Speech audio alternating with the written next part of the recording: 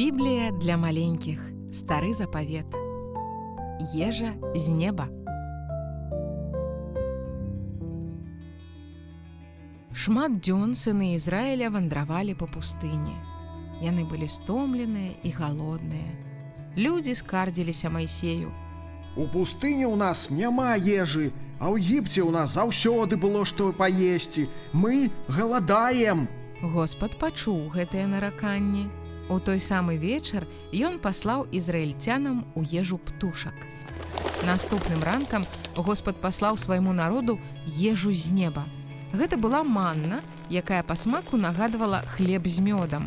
Ізраільцяне елі манну і ўсё адно скардзіліся. Мы моцна хочам піць. Піць! Майсей запытаўся ў Господа, што рабіць.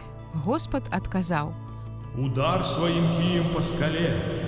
Майсей зрабіў, як сказаў яму Господ, і халодная свежая вада пырснула са скалы. Падчас свайго падарожжа ў пустыні сыны Ізраіля ўжо ніколі не галадалі і не смяглі.